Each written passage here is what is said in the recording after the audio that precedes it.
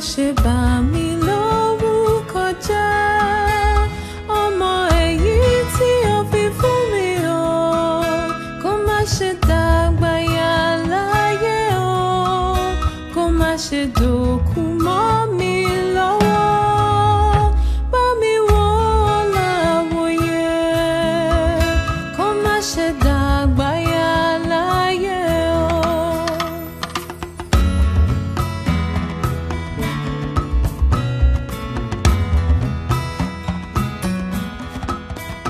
Bá mi wò láwòye, kó má ṣe dàpọ̀ mọ́ ẹgbẹ́kẹ́gbẹ́, ọmọ èyí tí o fi fún mi. Ní orúkọ Ọlọ́run tó ṣe iyebíye ni mo kí wa káàbọ̀ sínú ẹ̀kọ́ Bíbélì tí òní. Mo gbà lára pé ìbùkún Ọlọ́run yóò wá sórí ẹnì kọ̀ọ̀kan wa. Nílé agbára lónìí ní apá àlàáfíà mi níhìn, mo ní bàbá wa tí wọ́n dárúkọ wọn fún wa. Bàbá wa, ẹ dárúkọ fún àwọn ará ilé. Ẹ ṣé olóòtú, orúkọ tèmi ni Reverend Samson Àjàlá. Ẹ ṣé bàbá wa Samsoni Àjàlá, ẹ káàbọ̀ sáàárín wa. Ẹ ṣé sà. Báwo ni ilé ìjọsìn lónìí? A dúpẹ́ fọ́lọ́run, Olúwa rán wa lọ́wọ́, àlàáfíà la wà. Àdúpẹ́. Bákan náà ní ọwọ́ ọ̀tún mi mo ní màmá wa Ọpẹ́ Olúwa aya Ọ̀nàrìndé. Màmá, ẹ káàbọ̀ sáàárín wa. Ṣé àlàáfíà nílé ìjọsìn lónìí? Orúkọ tèmi ni Venerable Adéyẹmí Ògúnbéyé tí máa jẹ́ olóòtú fún ẹ̀kọ́ Bíbélì wa lónìí. Ẹ jẹ́ ká tẹríba ká gbàdúrà. Ọlọ́run ayérayé, a dúpẹ́ lọ́wọ́ rẹ fún oore ọ̀fẹ́ tẹ́bi fún wa, pàápàá láti rí ọjọ́ òní ní ayọ̀ àti àlàáfíà. Ọlọ́run ayérayé, gba ọpẹ́ kó gba àyìn wa. Àmín. Jẹ́ bí a ti ń lọ sínú ọ̀rọ̀ náà, Jésù ti ká lára rẹ̀ wá bá wa sọ̀rọ̀. Àmín. Gbogbo etí tó ń gbọ́rọ̀ yìí, níbi gbogbo tí wọ́n ti ń gbọ́, ẹ̀mí Ọlọ́run máa túmọ̀ ẹ̀ sínú ayé wọn. Àmín. Àti àwọn tó ń gbọ́ àti àwọn náà tí à ń sọ ọ̀rọ̀ yìí má jẹ́ ó dá wa lẹ́bi. Àmín Jésù. Ní ìjọba àrùn mi ò mọ̀ orí, má jẹ́ ó fọ̀ sí wa. Àmín Jésù. Èyí la fi ìgbàgbọ́ béèrè nípasẹ̀ Jésù Kristi Olúwa wa. Àmín. Lónìí a wà ní ẹ̀kọ́ kọkànlélógún. Ẹ̀kọ́ kọkànlélógún, ojú ewé 42 nínú ìwé ẹ̀kọ́ Bíbélì wa. Àkòrí tí à ń gbé yẹ̀wò ni ìtọ́ni òbí ní ìlànà Ọlọ́run nínú ayé ìgbàlódé yìí. Ẹ̀ka àkòrí táwọn máa pẹ̀kẹ́lù ni ìpèníjà tó wà nínú títọ́ àwọn ọmọ ní ìlànà Ọlọ́run nínú ayé ọ̀làjú ètí àwà yìí. Orí ọ̀rọ̀ táwọn pẹ̀kẹ́lù òun ni ìbálòpọ̀ àìtọ́ láàárín àwọn ọmọ. Ìbálòpọ̀ àìtọ́ láàárín àwọn ọmọ. Ẹbí kíkà wa, Sámúẹ́lì kejì orí 13 ẹsẹ̀ 1 dé 19. Màmá wa Ọpẹ́ Olúwa aya Ọ̀nàrìndé wọ́n bá wa kà á. Sámúẹ́lì kejì orí 13 láti ẹsẹ̀ 1 títí dé ẹsẹ̀ 19. Ó sì ṣe lẹ́yìn èyí, Absalomu ọmọ Dáfídì ní àbúrò obìnrin kan tí ó ṣe arẹwà, orúkọ rẹ̀ a sì máa jẹ́ Támárì. Amnoni ọmọ Dáfídì sì fẹ́ràn rẹ̀. Amnoni sì bànújẹ́ títí ó fi ṣe àìsàn nítorí Támárì àbúrò rẹ̀ obìnrin, nítorí pé wúńdíá ni. Ó ti ṣe ohun tí ó ṣòro ní ojú Amnoni láti bá a ṣe nǹkan kan. Ṣùgbọ́n Amnoni ní ọ̀rẹ́ kan, orúkọ rẹ̀ a sì máa jẹ́ Jonadabu ọmọ Ṣimea ẹ̀gbọ́n Dáfídì. Jonadabu sì jẹ́ alárékérekè ènìyàn gidigidi. Ó sì wí fún un pé, èéṣe tí ìwọ ọmọ bá fi ń rù lójoojúmọ́ báyìí? Ó kì yóò ha sọ fún mi? Amnoni sì wí fún un pé, èmi fẹ́ Támárì àbúrò Absalomu arákùnrin mi. Jonadabu sì wí fún un pé, dùbúlẹ̀ ní ibùsùn rẹ, kí ìwọ kò ṣe bí ẹni pé ara rẹ kò yá. Àbá rẹ yóò sì wá wù ọ́. Ìwọ ó sì wí fún un pé, jọ̀wọ́ jẹ́ kí Támárì àbúrò mi kí ó wá, kí ó sì fún mi ní oúnjẹ, kí ó sì ṣe oúnjẹ náà níwájú mi, kí èmi kí ó rí i, èmi ó sì jẹ ní ọwọ́ rẹ̀. Amnoni sì dáhùn, ó sì ṣe bí ẹni pé òun ṣàìsàn. Ọba sì wá wò ó. Amnoni sì wí fún ọba pé, jọ̀wọ́ jẹ́ kí Támárì àbúrò mi kí ó wá, kí ó sì dín àkàrà 2 ní ojú mi, èmi ó sì jẹ ní ọwọ́ rẹ̀. Dáfídì sì ránṣẹ́ sí Támárì ní ilé pé, lọ sí ilé Amnoni ẹ̀gbọ́n rẹ̀ kí o sì ṣe oúnjẹ fún un. Támárì sì lọ sí ilé Amnoni ẹ̀gbọ́n rẹ̀, òun sì ń bẹ ní ìbúlẹ̀. Támárì sì mú ìyẹ̀fun, ó sì pò ó sì fi ṣe àkàrà ní ojú rẹ̀, ó sì dín àkàrà náà. Òun sì mú àwo náà, ó sì dà á sínú àwo mìíràn níwájú rẹ̀, ṣùgbọ́n ó kọ̀ láti jẹ. Amnoni sì wí pé, jẹ́ kí gbogbo ọkùnrin jáde kúrò lọ́dọ̀ mi. Wọ́n sì jáde lúkúlùkù ọkùnrin kúrò lọ́dọ̀ rẹ̀. Amnoni sì wí fún Támárì pé, mú oúnjẹ náà wá sí yàrá, èmi ó sì jẹ ẹ́ lọ́wọ́ rẹ. Támárì sì mú àkàrà tí ó ṣe, ó sì mú tọ̀ Amnoni ẹ̀gbọ́n rẹ̀ ní ìyẹ̀wù. Nígbà tí ó sì sún mọ́ láti fi oúnjẹ fún un, òun sì dì í mú, ó sì wí fún un pé, wá dùbúlẹ̀ tì mí, àbúrò mi. Òun sì dá a lóhùn wípé, bẹ́ẹ̀ kọ́ ẹ̀gbọ́n mi, má ṣe tẹ́ mi, nítorí pé kò tọ́ kí a ṣe irú nǹkan bẹ́ẹ̀ ní Ísírẹ́lì. Ìwọ ó wá ṣe hùwà wèrè yìí.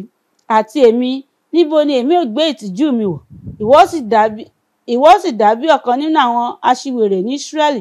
Ǹjẹ́ nítorí náà èmi ń bẹ̀ ọ́, sọ fún ọba, nítorí pé òun kì yóò kọ̀ láti fi mí fún ọ. Ṣùgbọ́n ó kọ̀ láti gbọ́ ohùn rẹ̀, ó sì fi agbára mú un, ó sì ṣẹ́gun rẹ̀, ó sì bá a dàpọ̀. Amnoni sì kórìíra rẹ̀ gidigidi. Ìríra náà sì síwájú ìfẹ́ tí ó ní sí rí lọ. Amnoni sì wí fún un pé, dìde kí o sì máa lọ. Òun sì wí fún un pé, kò wá ní ìdí bí? Ilé tí ìwọ ń lé mi yìí burú ju èyí tí ìwọ ti ṣe sí mi lọ. Ṣùgbọ́n òun kò fẹ́ gbọ́ tirẹ̀. Òun sì pe ọmọ ọ̀dọ̀ rẹ̀ tí í ṣe ìránṣẹ́ rẹ̀, ó sì wí fún un pé, jọ̀wọ́ tí obìnrin yìí sóde fún mi, kí o sì ti ilẹ̀kùn mọ́ ọ. Òun sì ní aṣọ aláràbarà kan ní ara rẹ̀, nítorí irú aṣọ àwọ̀lékè bẹ́ẹ̀ ni àwọn ọmọbìnrin ọba tí í ṣe wúńdíá máa ń wọ̀. Ìránṣẹ́ náà sì mú un jáde, ó sì ti ilẹ̀kùn mọ́ ọ. Támárì sì bu eérú sí orí rẹ̀, ó sì fa aṣọ aláràbarà tí ń bẹ ní ara rẹ̀ ya, ó sì ká ọwọ́ lé orí rẹ̀, ó sì ń kígbe bí ó ti ń lọ. Èyí ni ọ̀rọ̀ Olúwa. Ọpẹ́ ni fún Ọlọ́run. Síwájú ṣẹjá wo Kólósè orí 3 ẹsẹ̀ 5. Ìwé Kólósè orí 3 ẹsẹ̀ 5 ó kà báyìí wípé, nítorí náà ẹ máa pa ẹ̀yà ara yín tí ń bẹ ní ayé run: àgbèrè, ìwà èérí, ìfẹ́kúfẹ̀ẹ́, ìfẹ́ búburú àti ojúkòkòrò tí í ṣe ìbọ̀rìṣà. Ẹ ṣé. Tí a bá wo ibi tí a kà yìí, mo gbà ládùúrà fún gbogbo àwa tí à ń gbọ́ mi nílé, èdè òní di àwọn ọmọ wa o. Àmín Jésù. Ìwà àìtọ́ pátápátá, ìwà àṣìwèrè gbáà la gbọ́ èyí tí Amnoni èyí tí ó ṣe fún àbúrò rẹ̀ obìnrin Támárì tó bá ní ìbáṣepọ̀ àìtọ́. Adẹ̀rípa tí Jónádàbù ọ̀rẹ́ rẹ̀, àwọn bàbá wa bọ̀ wọ́n ní àgùntàn tó bá ti bá járìn òun náà á jẹ ìgbẹ́. A sọ nípa Jónádàbù wípé alárékérekè ènìyàn ní í ṣe. Jónádàbù ló wá kọ́ Amnoni ní ọgbọ́n ẹ̀wẹ́, ọgbọ́n búburú, ohun tó máa ṣe kí èròǹgbà rẹ̀ kó lè wá sí ìmúṣẹ.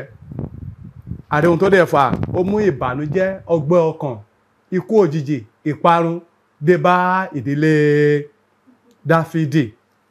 Ẹ já lọ sí èròǹgbà wa ní kíákíá. Èròǹgbà wa àkọ́kọ́ ni láti ṣe àfihàn ìbálòpọ̀ àìtọ́ gẹ́gẹ́ bí ọ̀kan lára àwọn iṣẹ́ èṣù láàárín àwọn ọ̀dọ́, ètò ti di tọ́lọ́fọ́nkálé káàkiri. Ìkejì, láti ṣe àgbéyẹ̀wò àwọn ọ̀nà àbáyọ sí àwọn ewu ètò rọ̀ mọ́ ìfáàrà wa. Ìwé atúmọ̀ èdè Webster dictionary ó ṣe ìtumọ̀ àìtọ́ gẹ́gẹ́ bí yíyípadà kúrò nínú èròǹgbà. Gẹ́gẹ́ bí a ti rí pé èròǹgbà Amnoni ni pé kí Támárì wá fún òun ní oúnjẹ, ṣùgbọ́n tó yí padà pé ohun tó wà lọ́kàn rẹ̀ òun ni ìbálòpọ̀ àìtọ́, ètò fi ọgbọ́n ẹ̀wẹ́ àti ìwà aṣiwèrè tó fi gbé kalẹ̀. A lè pè ní ète, ìyípadà sí búburú àti ìgbésẹ̀ sí àbáyọrí sí búburú. Tá bá wo Bíbélì, ọ̀rọ̀ tí a túmọ̀ sí àìtọ́ yìí jẹ́ ìyapa kò nínú òdodo ní ti àwọn ìwà tí ó ní ṣe nípa ìbálòpọ̀ ní ọ̀nà tí ò dára pátápátá. ọ̀kan lára àlàkalẹ̀ Sátánì ni láti kọ́ àwọn ọmọ sábẹ́ láti ìgbà èwe wọn.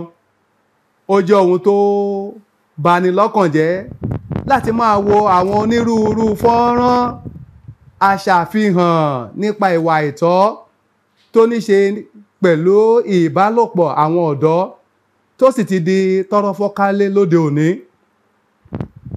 Àwọn ọmọ aláìmọ̀kan ni wọ́n sì ń jìyà àwọn nǹkan wọ̀nyí. Ojúṣe àwa òbí ni láti ṣe àkíyèsí àwọn ohun tí àwọn ọmọ wa tí wọ́n ń wò tàbí ẹnikẹ́ni tí ó lè fẹ́ jalè àìmọ̀kan àwọn ọmọ wọn, kí a sì rí pé a parú ìfẹ́ bẹ́ẹ̀ àmúkúrò tàbí àjẹkó wá sí ìmúṣẹ. Àdúrà mi ni pé àwọn ọmọ wa wọ́n ní bọ́ sọ́wọ́ o. Àmín Jésù. Pàápàá lóde òní tí a wà yìí, a rí pé ohun tá a pè ní ìwà àìtọ́ yìí ó ti di tọ́rọ́fọ́kálé káàkiri. Pàápàá lórí ẹ̀rọ èyí tí a pè ní àmúléwọ́ wa tá à ń mú káàkiri. Àwọn ọmọ tí wọ́n ní oore ọ̀fẹ́ láti ní ẹ̀rọ yìí, ohun tán wò ń bẹ̀ kọjá òye wa lọ o.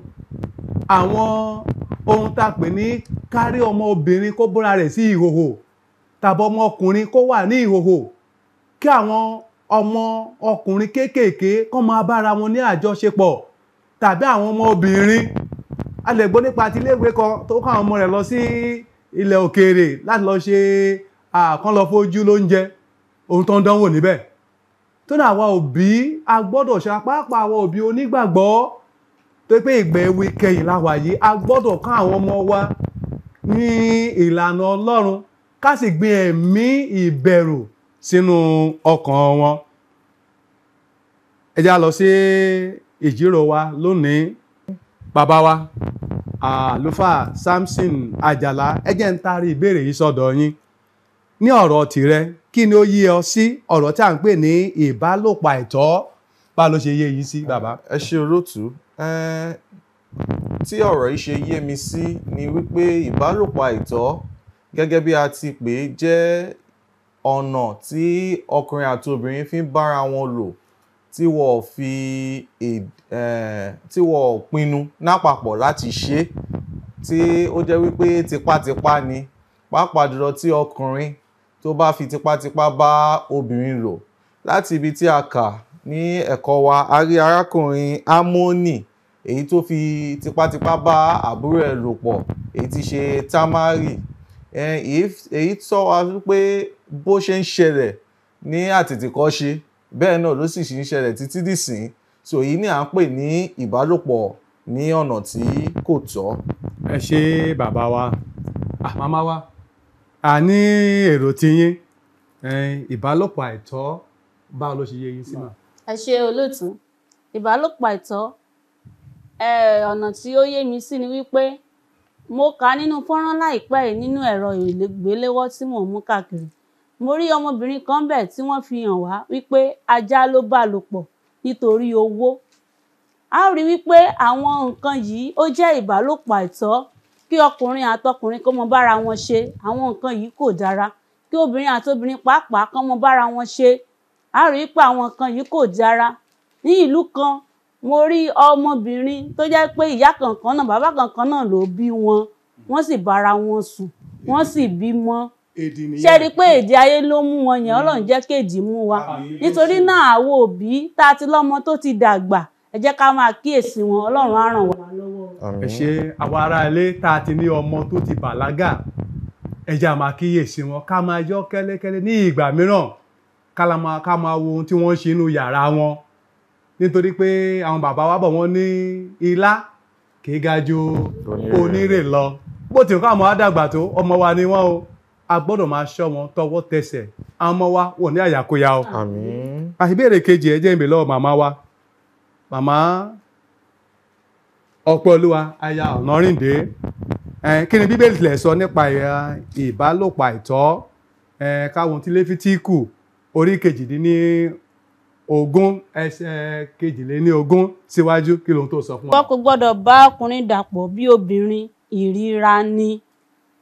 Orí 20 ẹsẹ̀ 13 náà tún sọ wípé àti ọkùnrin tí ó bá bá obìnrin dàpọ̀ bí ẹni pé àti ọkùnrin tí ó bá bá ọkùnrin dàpọ̀ bí ẹni bá obìnrin dàpọ̀, àwọn méjèèjì ni ó ṣe ohun ìríra, pípa ni a ó pa wọ́n, ẹ̀jẹ̀ wọn yóò wà lórí ara wọn. A rí wípé àwọn tó hùwà yìí ìwà burúkú gbà ni. Ọlọ́run sọ nínú Bíbélì wípé pípa ló yẹ ká pa wọ́n. Pípa ni ká pa wọ́n. Irú wọn bẹ́ẹ̀ yẹn wọ́n sì lè rí ìjọba Ọlọ́run wọ̀ àfi tán bá ronú pìwàdà ló kù.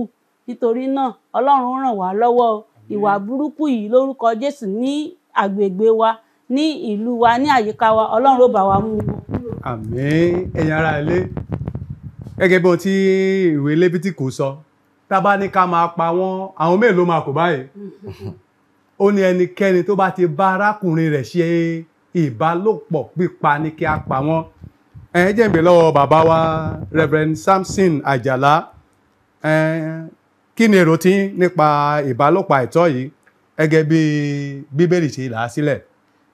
Olóòtú, ẹ ṣé sà. Tí a bá wo ìwé Kọ́ríńtì kínní orí 6 ẹsẹ̀ 9 tí ó sì sọ fún wa wípé ẹ̀yin kò mọ̀ pé àwọn aláìṣòótọ́ kì yóò jogún ìjọba Ọlọ́run. Kí a má tàn yín jẹ, kì í ṣe àwọn àgbèrè tàbí àwọn àbòrìṣà tàbí àwọn panṣágà tàbí àwọn aláìlera tàbí àwọn tí ń fi ọkùnrin ba ara wọn jẹ́. Èyí túmọ̀ sí wípé ẹnikẹ́ni tí bá ń ṣe nǹkan wọ̀nyí, pàápàá jùlọ ohun tí Ọlọ́run ti fún wa tí ènìyàn gbọ́dọ̀ lò nínú ọ̀nà tó dáa, tí a wá lò ní ọ̀nà tí ò tọ́, ó di dandan kí a rí ìbínú Ọlọ́run. So èyí sọ fún wa wípé Ọlọ́run ò fẹ́ kí a lo ohunkóhun tó bá fún wa kí a lò ní ọ̀nà tí ò tọ́. Olúwa yóò sì máa ràn wá lọ́wọ́. So ọ̀rọ̀ Ọlọ́run sì dúró síbẹ̀ títí láé. Ègbé ni fún ẹni tó bá ṣe irú ẹ̀, ẹ̀gún wà lórí ẹ̀. Lórúkọ Jésù àní rí ìbínú Ọlọ́run o. Àmín. Ẹ ṣé. Bàbá wa Samsoni, mo ṣe wà lọ́dọ̀ yín. Kí ni ojúṣe àwọn òbí láti dáàbò àwọn ọmọ wọn pàápàá nínú ayé ìgbàlódé tá wà yìí? Gẹ́gẹ́ bí ìwé òwe, ó ní tọ́ ọmọ rẹ ní ọ̀nà tó máa tọ̀, tó bá dàgbà kò ní kúrò nínú rẹ̀. Kí ni ojúṣe àwọn òbí? Ẹ ṣé olóòtú lẹ́ẹ̀kan sí. Ojúṣe àwọn òbí pọ̀. Lóde òní ayé ti kọjá pé à ń fi ọmọ sọ́dọ̀ ẹnìkan, àbúrò bàbá ni, ẹ̀gbọ́n bàbá ni. Ayé ti kọjá bẹ́ẹ̀. Ayé ti kọjá pé bàbá ń dágbé ìyá ń yọ́ wá.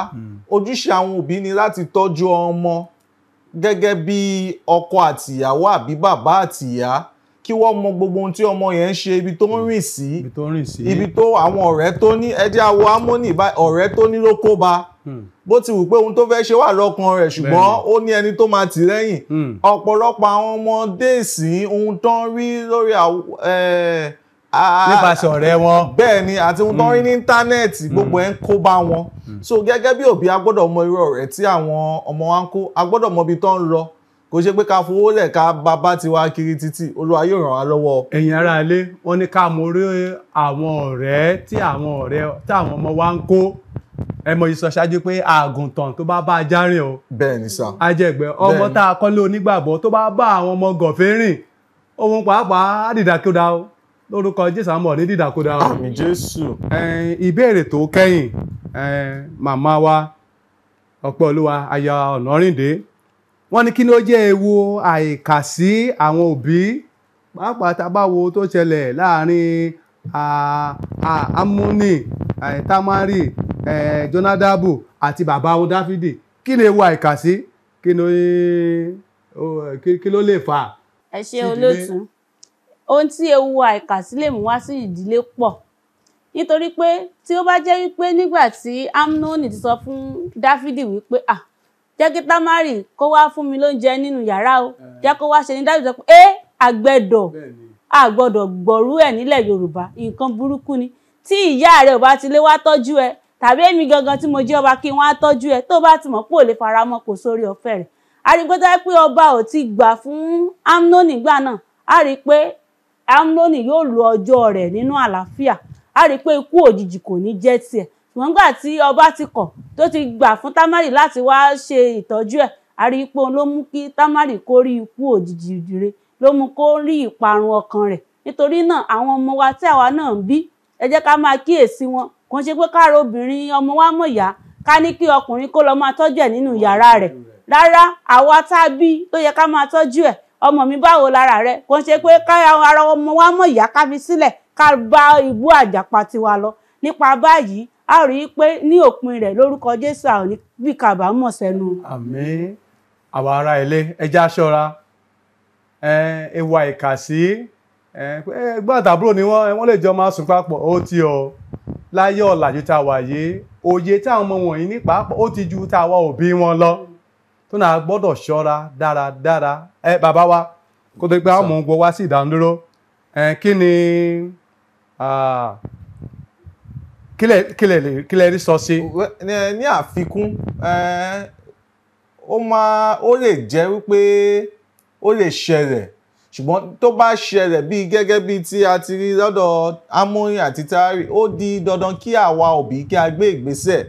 Tó bá jẹ́ Dáfídì ọba nígbà tí ó gbọ́ ohun tó ṣẹlẹ̀ láàrin ẹ̀gbọ́n àtàbúrò, tó ti gbé ìgbésẹ̀ tó ti dájọ́ fún olúkúlùkù ẹbí rẹ̀, kì í ṣe pé kí ẹni tó ṣẹ̀ ká máa fọwọ́ ra lórí.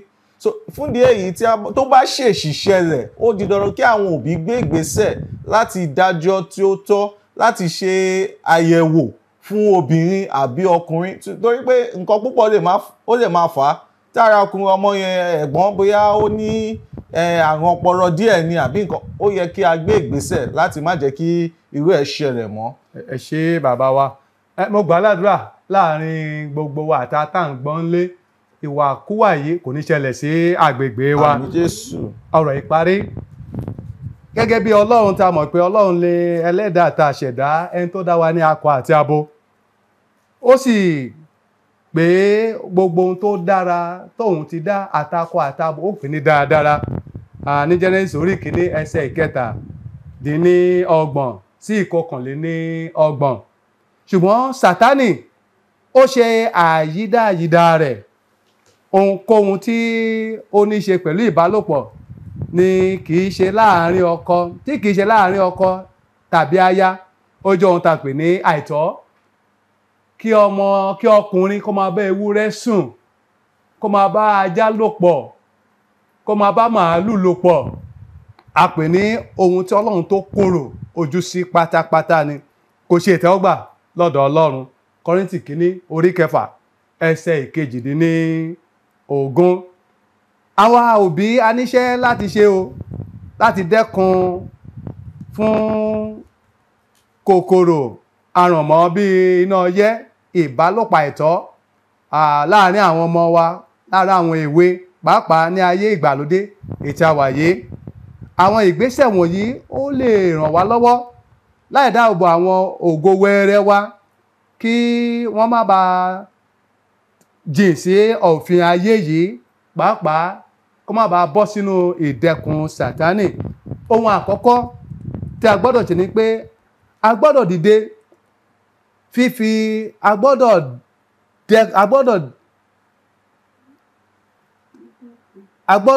dídẹ́kun fífi ìtọ́jú àwọn ọmọ wa sí ìkáwọ́ àwọn ẹlòmíràn. Gẹ́gẹ́ bí bàbá wa Reverend Samson Àjàlá ti sọ fún wa. Ohun ìkejì, a gbọ́dọ̀ jẹ́ ọ̀rẹ́ àwọn ọmọ wa, a gbọ́dọ̀ súnmọ́ wọn. Ìkẹta ni pé a gbọ́dọ̀ tọ́ àwọn ọmọ wa ní agbo ìfẹ́ tòótọ́, ká fi ìfẹ́ hàn wọ́n. Tí nǹkan bá ṣẹlẹ̀ sí wọn, wọ́n lè súnmọ́ wa láti sọ fún wa. Ìkẹrin, a gbọ́dọ̀ kọ́ àwọn ọmọ wa ní ẹ̀kọ́ tí ó yè kooro, pàápàá ní àkókò tí a wà yìí. Ohun ìkarùn-ún ni pé ká jẹ́ kí àwọn ọmọkùnrin àti ọmọbìnrin wa kún ní yàrá ọ̀tọ̀ọ̀tọ̀. Àwọn tó bá ti ń dàgbà, ká má jẹ́ kó gbé yàrá kan náà ní ọkùnrin àti obìnrin má jọ máa gbé. Ìkẹfà, má jẹ́ kí àwọn ọmọ rẹ máa jókòó lórí ẹsẹ̀ àwọn ẹlòmíràn. A gbọ́dọ̀ ṣọ́ra. Ìkeje, má ṣe fi wọ́n sílẹ̀ láì ní àbójútó àti ní ìparí. Ká kíyèsí àwọn ohun tí wọ́n ń wọ̀, ohun tí wọ́n ń wò pàápàá lákòókò yìí, yálà lórí ẹ̀rọ amóhùnmáwòrán wa ni tàbí ẹ̀rọ àgbéléwò tàbí àmúléwọ́. Ká máa wo ohun tí wọ́n ń wò, ká ṣọ́ra, ká jẹ́ káwọn ọmọ kí wọ́n ṣọ́ra. Pàápàá ìwọṣọ wọn náà ká máa kíyèsí. Lórúkọ Jésù àwọn ọmọ ní bọ́ sọ́wọ́ o. Àmín. Ní ìparí, ẹsẹ̀ àkọ́sórí wa Kọ́ríńtì kínní orí kẹẹ̀ẹ́dógún ẹsẹ̀ ìkẹtàléníọgbọ̀n Kọ́ríńtì kínní orí kẹẹ̀ẹ́dógún ẹsẹ̀ ìkẹtàléníọgbọ̀n ẹ ó kà á tẹ̀lé mi. Ká má tàn yín jẹ, ká má tàn yín jẹ, ẹgbẹ́ búburú bà ìwà rere jẹ́. bà ìwà rere jẹ́. Ẹ jáde sọ lẹ́ẹ̀kan sí o. Ká má tàn yín jẹ, ẹgbẹ́ búburú bà ìwà rere jẹ́. Ẹ ṣé lẹ́ẹ̀kan sí àwa ará ilé ọ̀rọ̀ láti gbọ́ o. Ẹgbẹ́ búburú a máa bà ìwà rere jẹ́. Lẹ́ẹ̀kan sí mo dúpẹ́ lọ́wọ́ Ọlọ́run fún oore ọ̀fẹ́ tá a ní lónìí. Pàápàá fún àwọn tó wà ní yàrá agbára tí wọ́n bá wá ń gbé sókè tó bá ń gbé sí ìsàlẹ̀. A dúpẹ́ lọ́wọ́ yín. Mo dúpẹ́ lọ́wọ́ bàbá wa Reverend Samson Àjàlá bàbá ẹ kú ohùn látàárọ̀. Tá bá pè yín lọ́jọ́ mìíràn mo rò pé ẹ tó gbọ́ láti wá. Lágbára Ọlọ́run sà. Abẹ́rẹ́ mo dúpẹ́ lọ́wọ́ màmá wa Ọpẹ́olúwa aya Ọ̀nàrìndé ẹ kú ohùn látàárọ̀ màmá. Ẹ ṣé lọ́pọ̀lọpọ̀. Orúkọ tèmi náà lẹ́ẹ̀kan sí ni Venerable Adéyẹmí Ògúnbíyì. Mo gbà ládùúrà yìí pé yóò dára fún wa o. Àmín. Ẹ jẹ́ ká gbàdúrà. Bàbá dúpẹ́ lọ́wọ́ rẹ fún ọ̀rẹ́ tá a ti gbọ́. Fún wa ní oore ọ̀fẹ́ ká lè kọ́ àwọn ọmọ wa ká lè tọ́ wọn ní ọ̀nà rẹ. Kí ìwà ìtọ́ yìí kó máa dínkù láwùjọ wa. Àwọn ọmọ wa èdè má jò dì wọ́n. Àmín Jésù. Bàbá fún wa ní ọgbọ́n láti kọ́ àwọn ọmọ wọ̀nyí ní ọ̀nà rẹ. Àti ní ìparí gbogbo jálè bá ọ jọba. Ní orúkọ Jésù Kristi Olúwa wa. Àmín. Tí tá a fi pàdé mo sọ wípé àlàáfíà fún wa lórúkọ Jésù. Àmín.